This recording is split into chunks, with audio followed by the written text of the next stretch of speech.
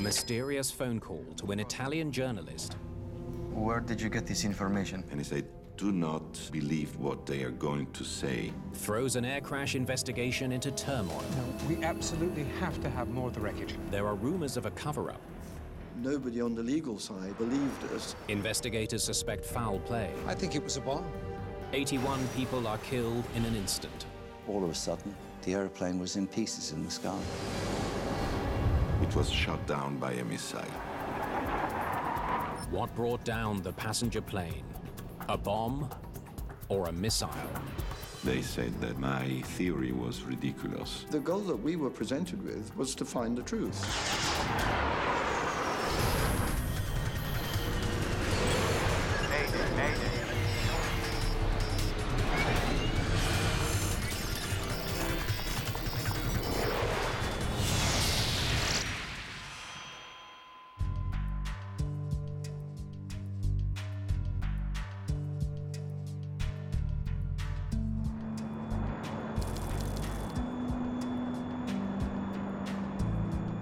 In the glow of the setting sun, Itavia Airlines Flight 870 cruises 29,000 feet above the Mediterranean Sea. Good evening, 870, maintaining 290 over Puma. Roger. Proceed Latina. Fonza. Roma, 870. Captain Domenico Gatti and First Officer Enzo Fontana are at the controls of the DC-9. The crew had the kind of experience that you would hope to see with your own particular crew on the flight that you're just about to take. And the flight itself was short and very easy to do. Among the 77 passengers is Alberto Bonfietti, a journalist on his way to meet his family in Palermo. Grazie. Mio fratello Alberto. That Friday afternoon, my brother Alberto took that plane to go to Palermo and meet his wife and daughter, who were already there on vacation. The flight from Bologna to Palermo takes about an hour and a half. But just halfway to their destination, First Officer Fontana is running into a problem. Look at this, I'm getting nothing. Try Ponza instead. Nothing. There's no signal from many of the navigation beacons that normally guide pilots towards Palermo. 870, Roma. It's like a graveyard tonight. We haven't found a single beacon working properly. Everything is a bit out. What is your heading? We are at 195. Without the beacons, the pilots need directions from air traffic control. I don't know if you want to keep that heading. Otherwise, you can go right 15 or 20 degrees. Okay, we put in 210. The plane turns and flies into a pocket of turbulence. High-level turbulence, it's just like, it's like being on a road which has got potholes in it.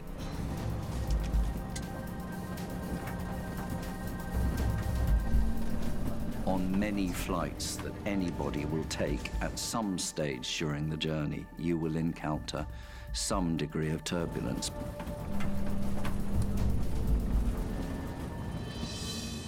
The pilots hope a lower altitude will give their passengers a smoother ride.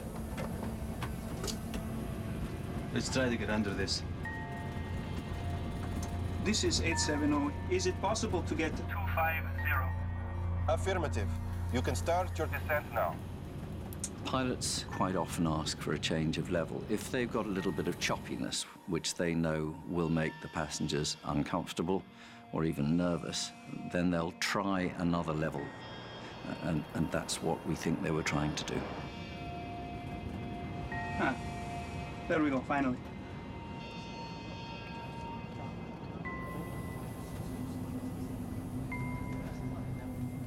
There's more good news. Palermo's coming in well. The navigation beacons are now working. And we have the Ponza DME. Good. Call back for descent.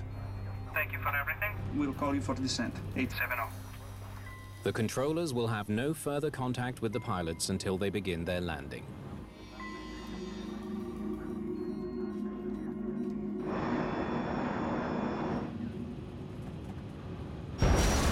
But just seconds later, Itavia Flight 870 breaks into pieces and disappears from radar.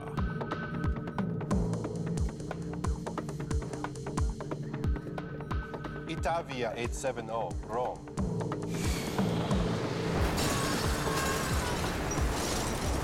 Itavia 870, Rome.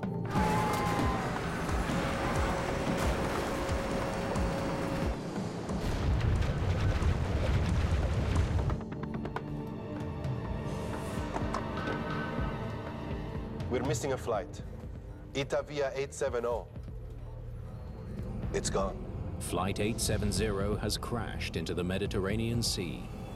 It's very surreal for a controller to go through an experience like that because you can't quite believe what you're seeing. I mean, accidents are very, very rare. So when you're a part of one, when you're watching one happen, you don't quite believe it.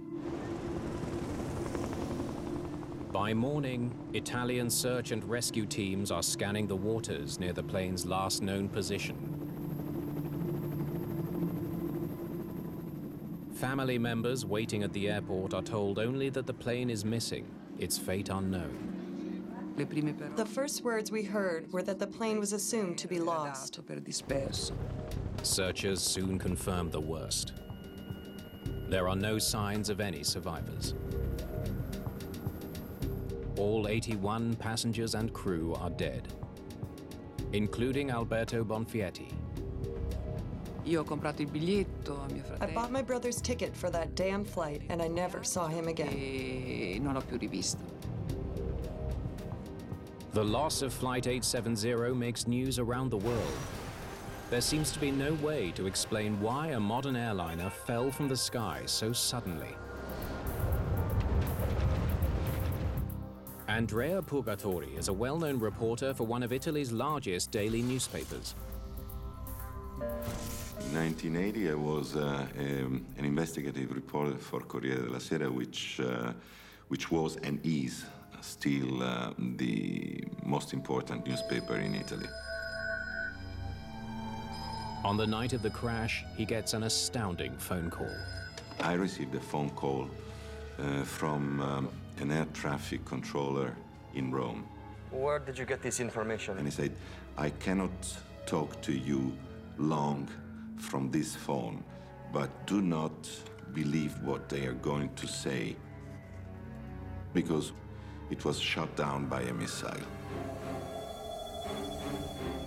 The source points him toward a controversial theory. Flight 870 was caught in the crossfire during a dogfight between NATO and Libyan jets. There was a situation of tension in the Mediterranean, which was very close to, the tension you have before a war. In 1980, the Mediterranean is a military hot zone. Italy lies just across the sea from Libya. It's an outlaw nation ruled by Colonel Muammar Gaddafi, an international pariah. At that time, Gaddafi was like Saddam Hussein or Osama bin Laden for the United States and most of the Western world. Has the political tension between Libya and the West somehow claimed the lives of 81 innocent people? Yes. I can guarantee your identity is safe with me. Purgatori is convinced he's on the verge of breaking a major international story. That was a kind of story that, as a reporter, you can, find probably once in your life, once in your career. Okay, let's meet. But it will take more than 30 years to find out what really happened that night in the skies over Italy.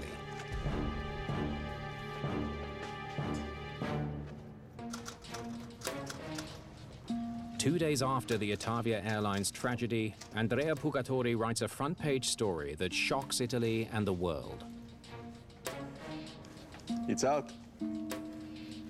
I was the first to say, okay, there's a possibility that the DC-9 was hit by a missile. Purgatori does some digging and comes up with an astonishing theory. Western jet fighters, probably French, were engaging in an act of war with Libyan airplanes. And The Libyan airplanes were probably hiding themselves behind the DC-9. And the DC-9 was just, you know, in the wrong place, in the wrong moment, and it was hit by one of the missiles. The Italian government dismisses early media reports that a missile brought down Flight 870 and launches an official investigation into the crash. The Italian Air Force decided to give a press conference in which they said that my theory was ridiculous. 38 bodies have been recovered from the crash site. But most of the wreckage from Flight 870 has sunk to the bottom of the Mediterranean. Investigators have little to go on.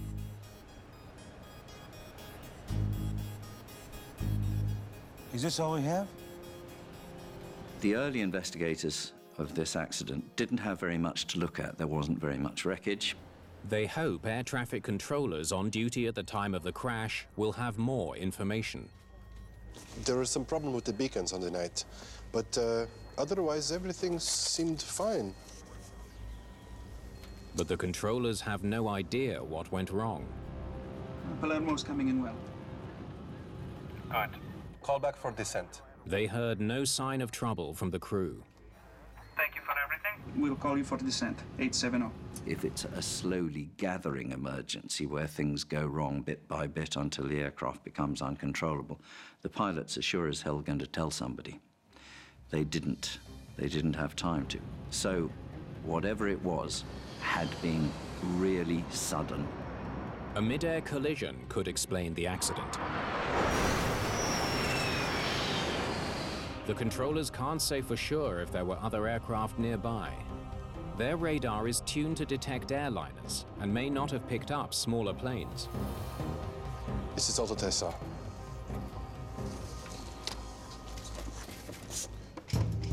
Investigators need a solid lead. They have no proof that a missile brought down the plane, but there's no proof of any other cause either. We need to look at every possible explanation. An investigator, of course, if, for example, the press is speculating about the aircraft having been shot down, the investigators will read that like other people do, but they'll be keeping an open mind. They study other incidents involving the same type of plane. They were casting around for any historic evidence that might tell them what happened. They learned that in the last decade, 4 other DC-9s suffered structural failures. If the Atavia plane broke apart because of metal fatigue or a design flaw, thousands of lives could be at risk. But the research sheds no new light on the crash. This one landed safely. In each previous emergency, the pilots have enough warning to take action. This one too. And land their planes safely. We've got nothing here. With most of the wreckage at the bottom of the sea, investigators have only floating debris to work with. You can have seat cushions, they float. Equipment from the galleys, from the kitchens on board the aircraft, they float. Plastic components from the overhead lockers. These are all the sorts of things that you would expect to float. And sure enough, they found those. They carefully map the location of each recovered piece. If the DC-9 hit the water in one piece, it would have disintegrated on impact, leaving debris in a small, concentrated area. But if it broke up in flight, its forward momentum would have scattered debris over a large area. Pieces of the plane have been found spread across more than 200 square kilometers of ocean. It's a revealing discovery.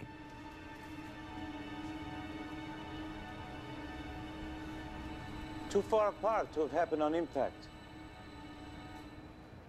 The crew didn't know it was coming. Air traffic control didn't know it was coming. And then all of a sudden, the airplane was in pieces in the sky. Investigators scrutinize the debris for evidence that another airplane collided with Flight 870. They find nothing. Speculation about a missile strike only grows stronger. Certo. Certainly there were many reports. The newspapers, the television, the media talked about it a lot. Hanno ben parlato. Okay. Investigators hope a detailed analysis of the radar can give them some answers. They want to know if there was anything else in the skies that could have brought down the plane. They contact John McAdoo of the U.S. National Transportation Safety Board. All right, let's see what we can see. McAdoo is well suited for the job. He's a former Navy pilot and a radar expert. There is an obligation for the United States to help other countries with their investigation of an aircraft accident in their country if it was a United States manufactured aircraft.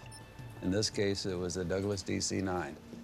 He studies an enhanced version of Flight 870's radar track, one that shows more detail than the air traffic controller could see. I received their radar printout, which included the beacon code track of this DC-9. Looks like this is where it broke up. Here are the pieces here. Radar works by bouncing radio waves off objects. When a plane breaks apart, each piece creates its own signal or return. Air traffic controllers tune their radar to detect airliners, but radar can be adjusted to display other objects. I want to get a closer look at this. You eventually start getting more than one radar return, so there's plenty to see. McAdoo sees no sign of a mid-air collision. Now, what have we here? But he does notice something unusual. There are 3 unidentified radar blips to the west of Flight 870. McAdoo reaches a startling conclusion. At that altitude and this kind of speed, I'd say that was a high-speed jet. He could see traces of another airplane, which was not a civil plane. Coming from the west, at that time of day, they'd never see them coming. This unidentified object came out of the sun, which is a standard fighter pilot technique. Blinded by the sun, the DC-9 pilots would have had little chance to spot an incoming jet. I told him that it was possible that something was fired from another aircraft. It was quite clear that it was a fighter shooting a missile. McAdoo's analysis makes it more likely than ever that a fighter jet was flying near the DC-9. 3 weeks after the crash, new evidence comes to light. The wreckage of a Libyan fighter jet is found in the mountains of southern Italy. The discovery raises more suspicion and adds fuel to the missile theory. In my opinion, there were French fighters taking off from the base of Solenzara in the island of Corsica, intercepting the Libyan planes, and there was an act of war. For reporter Andrea Purgatori, the crashed fighter confirms his belief that Flight 870 was an unintended casualty in a secret skirmish between NATO and Libyan jets. Were the French firing to the Libyans or the Libyans firing to the French? This is difficult to say, but then the French fighters tried to chase the Libyan plane until it crashed on the mountains of Calabria in the southern part of Italy. The aircraft disappeared. There was an explosion. Was it a missile? Certainly, I thought, yeah, this is going to be distinctly possible. So far, the evidence for a missile strike is circumstantial. Then investigators get a lucky break. They come across an intriguing clue, a piece of shrapnel embedded in the body of a passenger. If they can identify where it came from, it might tell them what caused the explosion. There's something I would like you to see. Italian investigators travel to Washington with the piece of metal. Welcome to Washington, sir. Grazie. Is this it? Yes. They ask the NTSB's John McAdall to help identify it. Okay, let's take a look at it. It was about that size of a pen, slightly curved, okay, flat on one side. Now, where are you from? It was found in the thigh of one of the passengers. At NTSB, we had structural schematics of the entire DC-9. And based on what I thought about missiles, I started looking at the middle of the aircraft. The type of metal hints that it's from outside the cabin. We're going to need to look at the wheel wells. We went and looked in both wheel wells and matched this piece of metal up with the curved ribbing, unique ribbing on this panel. Next. Under the right wheel well, not the left wheel well. It wouldn't match the left wheel well.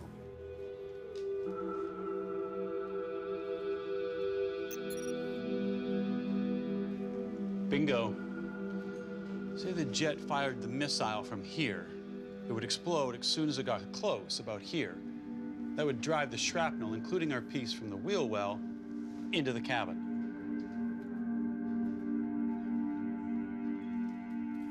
So to me, it was conclusive information. My reaction after John McAdall's conclusions was, I was right. Investigators send pieces of wreckage to the lab to test for explosives. The analysis confirms an explosion. The debris is coated with trace amounts of TNT. But the result doesn't prove a missile brought down the plane. It's just as possible the explosives came from a bomb. TNT is not only used by the military. I wouldn't say it's easy to get hold of, but somebody who's determined enough could get hold of it. 5 weeks after the Itavia disaster, Italians are shocked by another tragedy. A bombing at the Bologna railway station kills 85 people. Neo-fascist terrorists are blamed for the attack, fueling fears that the same group may have placed a bomb on Flight 870. The new evidence leaves investigators with a dilemma. They have circumstantial evidence for both the missile and the bomb theories, but there's no hard proof to determine which one caused the explosion. We're going to have to say we don't know. The Commission of the Transportation Ministry worked for 2 years and ended saying that the accident was caused by an explosion, but they were not able to say if the explosion was outside or inside the plane, a bomb or a missile. Under extreme public pressure to come up with an answer, the Italian government issues a report that only says an explosion of unknown origin brought down the plane. It's very unsatisfactory, it's distressing. You can't say that any of us like me who care about things like this, or particularly for the families, you can't say they have closure. Daria Bonfietti continues to demand answers about what happened to her brother. She's not alone in her fight. Under our guidance, a group of intellectuals wrote a letter to the president of Italy asking why we didn't know the truth about this accident and asking that all the obstacles be removed so the truth could come out. Gli ostacoli che impedivano alla verità di venire fuori. The pressure pays off. 5 years after the first inconclusive investigation, the Italian government agrees to launch a new inquiry. In May of 1987, a multi-million-dollar salvage operation recovers the cockpit voice recorder. It could be the break investigators need to find out what really brought down Itavia Flight 870. The cockpit voice recorder allows investigators to hear what the pilot said during the last moments of the flight. Itavia 870, call back for descent. Thank you for everything. We'll call you for descent 870. The captain starts to say guarda, Italian for look. Guarda. Then the recording abruptly cuts off. Investigators wonder if he caught a glimpse of a missile heading for the plane.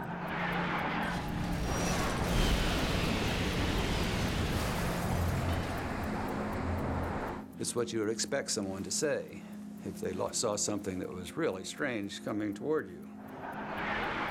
Conjecture is that he was starting to say, look. But you might say, look at the artificial horizon. Could have been that. The salvage effort has recovered hundreds of pieces of debris from the sea floor. They're now being reassembled at a hangar near Rome.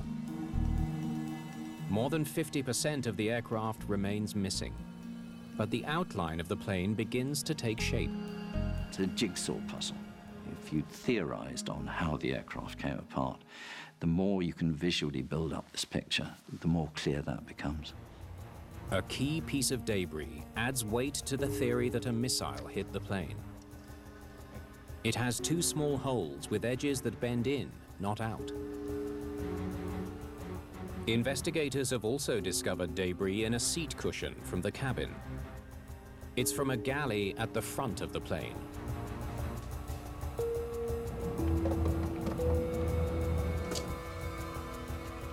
If a missile exploded near the front of the plane, it might have blown the piece towards the back. But there's too much wreckage missing to reach a definitive conclusion.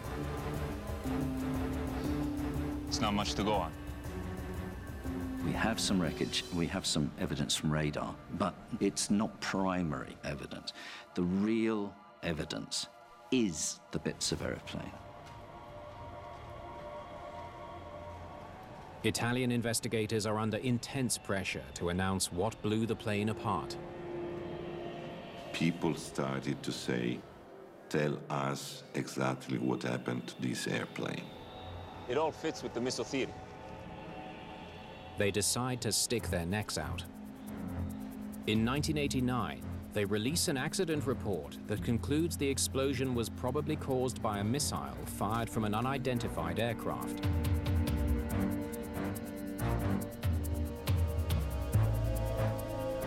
As the first person to advance that theory, reporter Andrea Purgatori feels vindicated.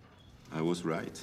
I was right in investigating this case, in putting, the truth, the possible truth, piece by piece together.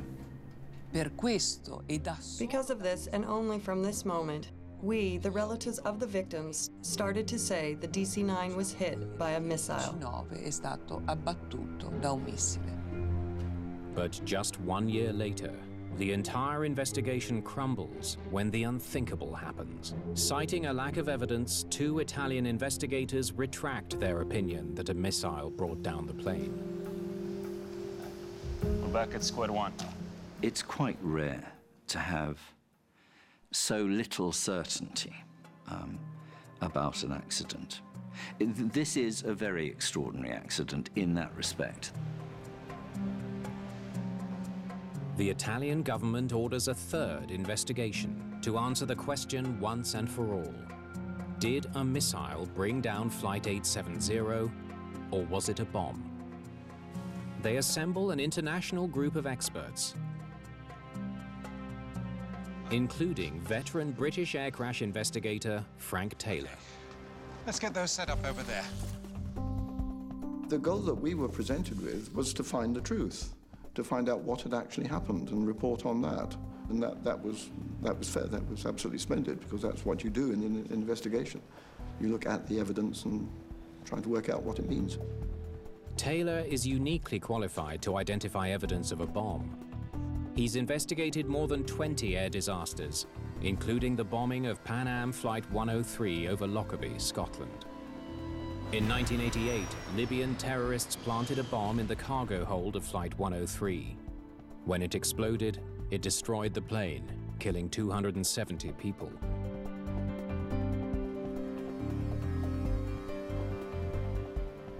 Engineer Göran Lilja of Sweden is also on Taylor's team. He told me that it was a controversial air accident that had happened in the past, and that there was suspicions about the military involvement and the cover-up. Taylor is immediately concerned by how little wreckage has been recovered from Flight 870. Is this all the wreckage you've got? We're surprised that anybody came to any conclusion at all on the evidence we have, other than that it was almost certainly an explosion of some sort, somewhere. Well, the first thing we've got to do is find the rest of this plane. Taylor's first job is to convince the government to fund a new search. Yes, could you put me through, please? It could cost millions, and there's no guarantee it will solve the case. No, we absolutely have to have more of the plane. The basic conclusion from what we inherited was that we needed to recover more wreckage, and we said so very clearly. There's no way to make any conclusions without more of the wreckage. Yeah. Okay, thanks very much. Thank you, bye. If anyone can find the wreckage, it could be Taylor. During the Lockerbie investigation, he helped create a software program to locate widely scattered debris. You have two effects. How far a piece will travel in the direction that the aircraft was originally traveling, and how far it'll be blown downwind by whatever winds there are. But the computer can do this very easily. Taylor convinces the Italian government that his program can find more wreckage. Okay. Altitude around 24,000. They approve his request for a new salvage operation. Wind is westerly, about 100 knots. But the pressure's on to deliver.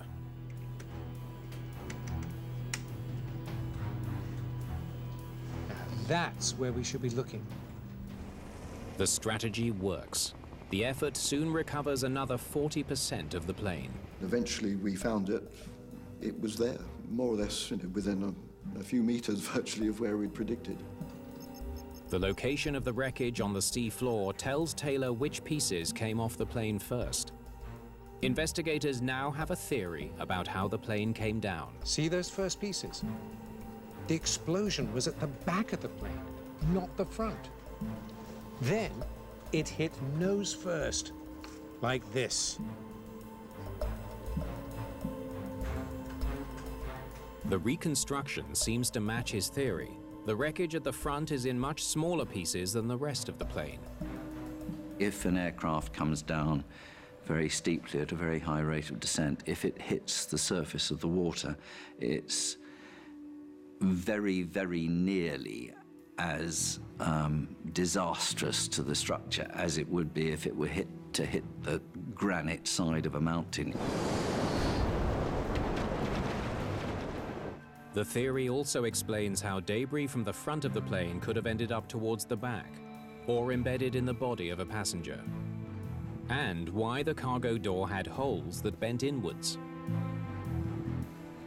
As the fuselage sides crumpled, some of the windows would shatter, the rivets and so forth from the outer skin would be fired inwards, outwards, in all directions.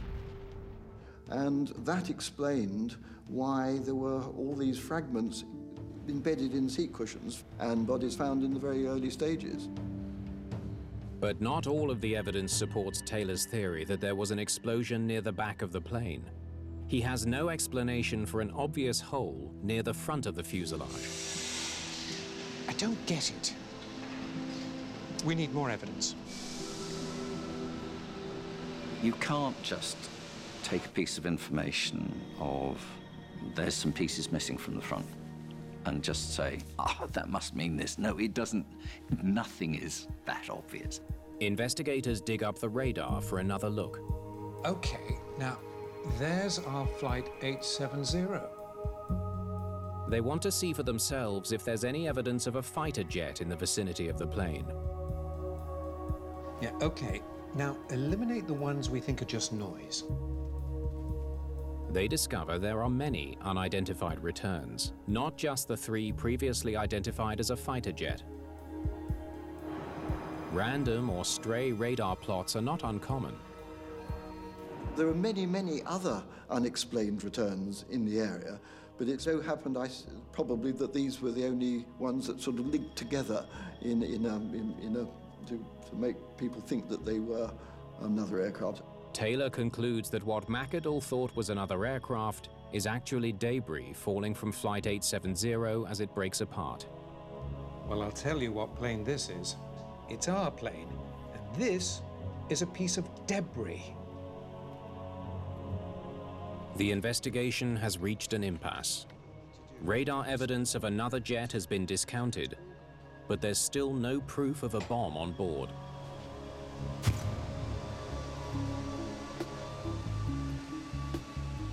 Then Frank Taylor notices something odd near the back of the plane. There are a number of small, crumpled pieces of debris mixed in with areas that are nearly untouched. Something's not right. For Frank Taylor, it's a sign the debris has been placed in the wrong location. Basically, it just looked wrong. The progression of damage from intense crumpling, very small pieces, to very large pieces, and then back to small pieces just did not make any sense at all. One piece of wreckage stands out. Those numbers. I've seen them somewhere else.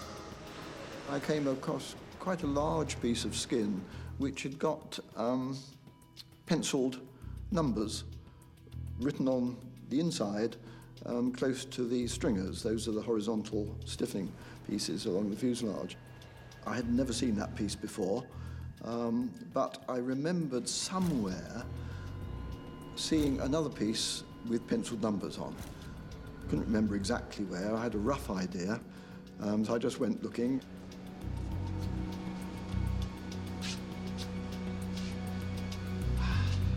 Gotcha! Can you remove that piece for me, please? And eventually I found it in the forward fuselage, and the numbers ran consecutively from the piece in the forward fuselage to the piece on the rear. Okay. A little bit further down, a little bit further down, a little bit further. That's it. That's where you belong. Lovely. Could you wire those in? And that was the first bit, and that gave us then total confidence that, yeah, okay, this is going to work. Once all the debris is checked and moved to the correct position, evidence of a missile hit on the front of the aircraft is gone. We could quite clearly see that there'd been no explosion of a missile outside in the areas that the previous commissions, going right back to the early stages, had predicted. We had brought up most of the skin of the airplane, so a pattern of missile debris would have been seen somewhere at least, but there was no sign of that at all. The reassembled fuselage reveals a new hole at the back of the plane. It appears to have been caused by a bomb. Have a look what we've got. Yes, well, we know what that is. Investigators study more wreckage from that part of the plane. What have we got here? Ha! Well, look at you. The steel wash basin has been bent upwards by an explosion. Just what investigators would expect to see if a bomb exploded in the rear lavatory. Yeah. The more we discovered, the more they all pointed back to an explosion in the rear toilet area. Taylor and his team finally have enough evidence to say what brought down Itavia Flight 870.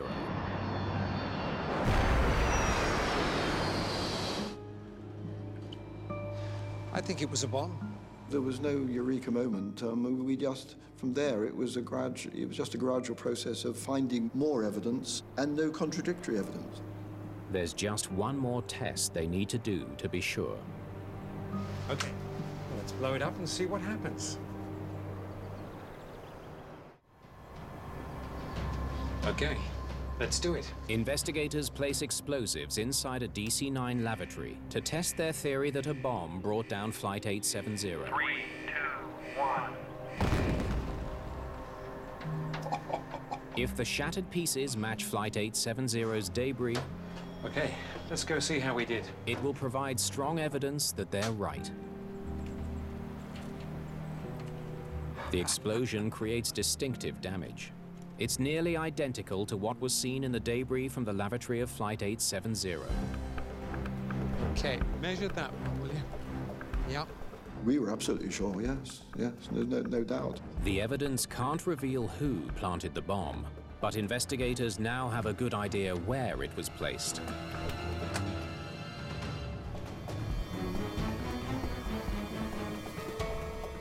The bomb was probably small enough to hide inside the tissue holder or behind the wash basin. You can put something in there, you can reach around behind that and get closer to the aircraft skin. Based on the physical evidence, the aircraft's last radar return, and the location of debris, investigators now have a clear picture of Flight 870's final moments. Itavia 870. Call back for descent. Thank you for everything. We'll call you for descent 870. What? There was an explosion close to the pylon of the right-hand engine, which caused the right-hand engine to come off. In less than 10 seconds, the plane breaks apart and plunges into the sea. In 1994, after 4 years of work, Frank Taylor's team files its report. For the first time since the disaster, investigators claim to have indisputable evidence that a bomb blew up Flight 870. Frank Taylor's team didn't reach any conclusions except ones which were based on hard physical evidence. There was no theorizing going on. Taylor's report is the last word on the technical investigation of the Itavia tragedy. But in Italy, his findings are overshadowed by an ongoing judicial inquiry that has been consumed with the missile theory since the beginning. In Italy, really, the judiciary just seemed to be able to ride roughshod over whatever's happening. Well, we were told that, in effect, that our report was useless.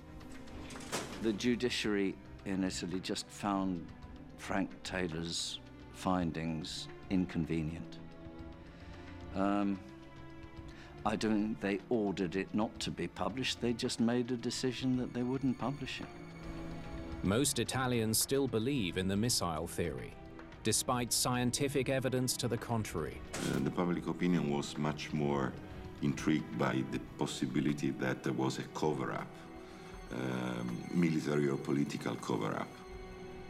In 2013, at a hearing to assign financial liability for the accident, the Italian Supreme Court rules that a missile of unknown origin shot down Flight 870 and orders the government to pay 100 million euros to the victims' families.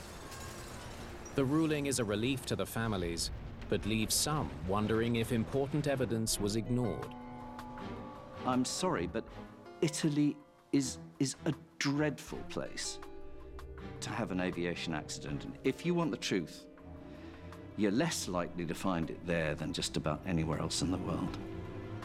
For air accident investigator Frank Taylor, the evidence speaks for itself. We discovered quite clearly that somebody had planted a bomb there, but nobody on the legal side, it would appear, believed us, and therefore, so far as we're aware, there has been no proper search for who did it, why they did it, or anything else. As an engineer and an investigator, I cannot see why anybody would want to consider anything other than the truth.